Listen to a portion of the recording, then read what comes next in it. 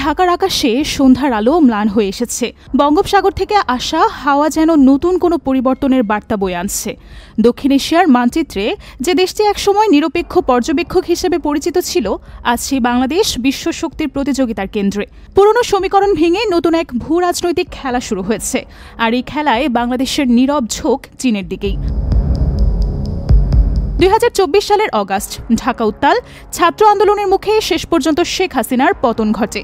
বহু বছর ধরে ক্ষমতায় থাকা সরকার পরিবর্তনের মুহূর্তে দেশজুড়ে তৈরি হয় অনিশ্চয়তা। কোন দিকে যাবে বাংলাদেশের পররাষ্ট্রনীতি? নতুন অন্তর্বর্তী সরকারের দায়িত্ব নেন নোবেল বিজয়ী অর্থনীতিবিদ ডক্টর মোহাম্মদ ইউনূস। সরকারের সামনে তখন এক বিশাল শূন্যতা।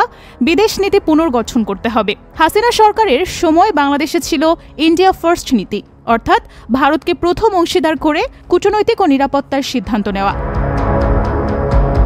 কিন্তু নতুন সরকার শুরু করল ভিন্ন পথে হাঁটা। ঢাকার কূটনৈতিক মহলে একের পর এক খবর। প্রথমে সামরিক পর্যায়ের চলমান সমীকরণ ভেঙে পাকিস্তানের সঙ্গে আবারও যোগাযোগ শুরু। এরপর আসে বড় খবর। 2025 সালের 8 অক্টোবর বৈঠক শেষে অন্তর্বর্তী মন্ত্রিসভা অনুমোদন দেয় এক বিশাল প্রতিরক্ষা চুক্তির।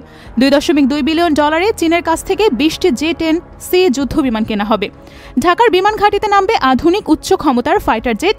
এমন দৃশ্য বাংলাদেশ আগে দেখেনি। এর কয়েকদিন আগেই পাকিস্তানের joint staff lieutenant general Tabassum Habib Dhaka এসেছিলেন, যা দুই দেশের প্রতিরক্ষা সম্পর্কের নতুন সূচনার ইঙ্গিত দেয়। এখানেই শেষ নয়, বাংলাদেশ যোগ দেয় চীন পাকিস্তান ঢাকার ত্রিপক্ষীয় নতুন ফোরামে। পাকিস্তানের সঙ্গে শুরু হয় সামরিক প্রশিক্ষণ কর্মসূচি। একসময় ভারত নির্ভর নিরাপত্তা নীতি এখন বদলে গেছে। বাংলাদেশ এখন স্বাচ্ছন্দ্যে কথা বলছে চীন ও পাকিস্তান দুই দেশকে নিয়েই। আর বেইজিং, তাদের কৌশল ছিল স্পষ্ট, অস্ত্র বিক্রি শুধু ব্যবসা না, এটি সম্পর্ক গভীর করার প্রতীক। যুদ্ধবিমান বিক্রির সঙ্গে এসেছে বন্দর উন্নয়ন, প্রতিরক্ষা উৎপাদনের সহযোগিতা এবং উচ্চ পর্যায়ের রাজনৈতিক বার্তা।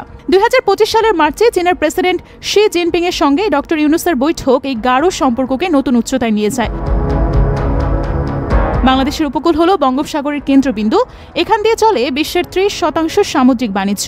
উপসাগরের জ্বালানি এখান থেকে পূর্ব এশিয়ার শিল্পাঞ্চলে পৌঁছায়। দ্য ন্যাশনাল ইন্টারেস্টের বিশ্লেষণে বলা হয়েছে, চীন দিচ্ছে যুদ্ধবিমান, প্রশিক্ষণ, বন্দর উন্নয়ন, ঋণ। তুরস্কের মতো দেশগুলোর সাথে বাংলাদেশের সামরিক সম্পর্ক জোরালো হচ্ছে।